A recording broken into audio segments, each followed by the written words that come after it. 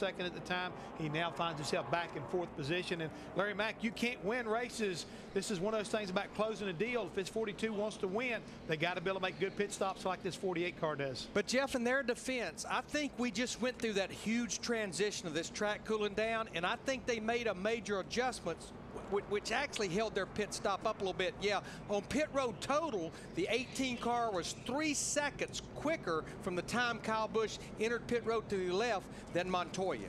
And Larry, Jeff, Jimmie Johnson leading Kyle Busch, Matt Kenseth, Montoya, and then Clint Bowyer. Carl Edwards currently running sixth. We've already had 11 leaders and 15 lead changes. That tops the number for the entire race this time last year here in Phoenix. If you want to text your opinion on who you think will win the AT&T Fastest Pit Crew of the Year award, match them with Jeff Hammond's selection, the AT&T Fastest Pit Crew of the Year, delivered by AT&T, the nation's fastest 3G network. Let's rejoin Darrell, Larry, and Mike. Thanks, Chris. 180 laps to go. Still 25 cars on the lead lap. Jimmie Johnson will have lane choice. He's elected the outside for this restart. Kyle Busch will start on the inside of the front row. Montoya and Kenseth, Edwards and Bowyer, Hornish and Harvick, Newman and Logano will be the top 10. Joey Logano lost a lot of spots on that caution flag pit stop. He dropped, was it 3 or 4 3 spots? I don't know, but if I was Jimmie Johnson in the 18 car and Kyle Busch was starting next to me going down into turn 1, I'd want to hope and pray I beat him to the corner, because the 18 is going to bonsai it in there, you know. Which the 48 did on the last restart, but he was on the inside. He did that to Montoya. Kyle Busch had some restart issues in last night's nationwide race. We may get to show you some of that later on tonight. Too early one time, too late one time. That's right. The leader restarts the race, and that is Jimmie Johnson. Here they come off turn number 4. Green flag.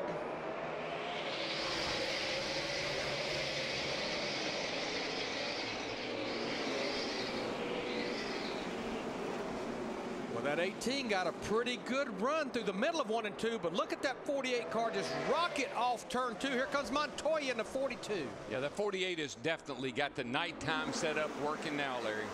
Oh, we got a car. 2 cars in the up in the wall.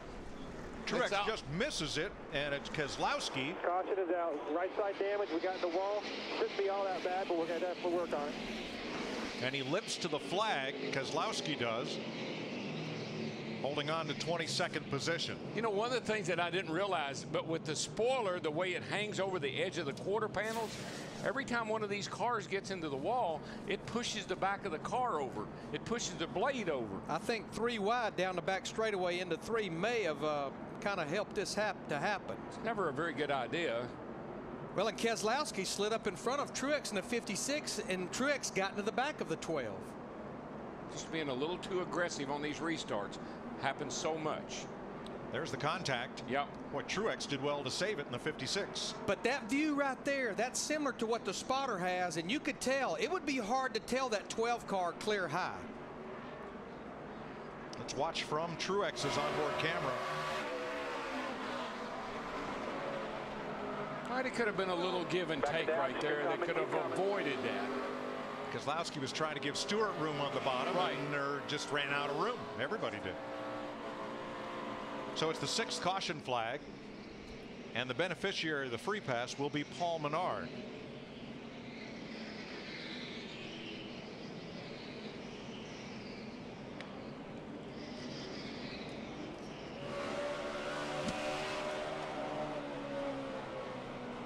Yeah, I'm with Darrell. You know, the 56 could have rolled out just a little bit there, but the 12 was definitely going up, and the hole just was not there. Yeah, once you're 3 wide there, somebody needs to make a good decision about letting somebody go, and I think it. Now there's the spotters up above the suites in turns 1 and 2. That wreck happened going into turn number 3, not quite half a mile away. It's a long way away, and they're going away from you. It's just, it's hard to make that call. I've spotted here, and it's the driver, and to some degree, is on his own right there. Tough break for Keselowski.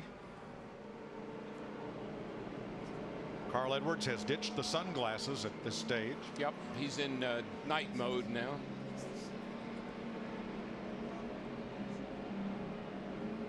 He's had time to eat a sandwich on the last couple of cautions. Wonder what he had for a sandwich. I would say it probably came from Subway. Came from Subway. Didn't he like that chicken onion? Sweet onion chicken teriyaki. Yeah, that's it. Carl's favorite Subway sub. There's another problem here. You know, every week we've been plagued with rain, not here in Phoenix, not in the desert, but it's been a very wet spring. The Gila River is up above its banks. Everything's been damp, so we have a new problem. Bugs. Krista, our resident entomologist, has more. Yes, I am the exterminator, doing a little research on the fungus gnats, if you will. And they come out because we've had so much rain in this area. Flooding in January, unseasonably wet conditions bring out the bugs. Pest control officials for Yuma County say that they are supposed to only last about another week. This was back in end of March. This statement was made because the dry climate of the desert, they're just too fragile. They can't take the heat. So we still have them, but they should be gone soon. Right about when we leave, they'll probably leave. Now that's a bridge that you can see. That is the western exit from the track, and it's underwater. When I got here, Mike, I thought everybody was really friendly. I said, man, and everybody knows me. They're all waving at me. They were waving at the bugs. They were swatting bugs. Well, kind of like all of us. The bugs will be gone by Monday. But these guys, they run tear-offs, and normally NASCAR, to keep more bodies off of pit road, it's normally about a third to halfway through the race. They'll give the teams the extra man to service the driver, pull the tear-off. This was one of those races. They gave them the extra man from the green flag of the race. So we'll restart with Jimmie Johnson again outside Montoya. Kenseth and Kyle Busch, Boyer and Edwards, Hornish and Harvick, Logano and Newman, the top 10.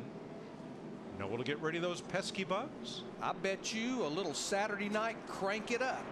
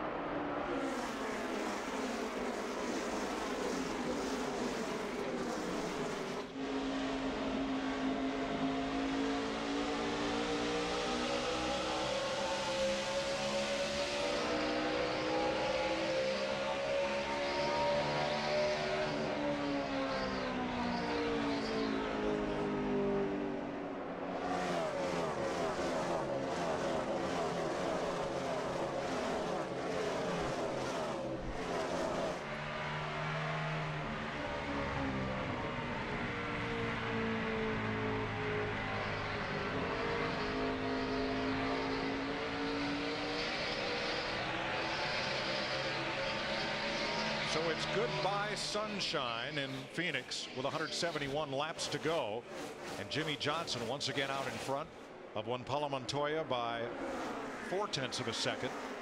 NASCAR did a recheck of the video as far as the first car one lap down. Regan Smith was the car that got the free pass. Paul Menard remains one lap down. Mike, what tells me this track is cooling down and gaining grip. Kyle Busch in the 18 and Clint Boyer in the 33 running 3rd and 5th respectively just turned the fastest laps that they've run in this race. Yeah, I think the guy that you're going to have to deal with is this guy right here. He is coming to the front and he is coming in a hurry. He's closing down on Montoya in the 42 there, and Jimmie Johnson not too far away. Next week, NASCAR on Fox in Texas at a special time, 2 p.m. Eastern, for the Sprint Cup Series race. She may not be the biggest, but she is the fastest. Oh, yeah. I love it. You put your work clothes on when you go to Texas. That's big boy racing down there. First trip to Texas with the new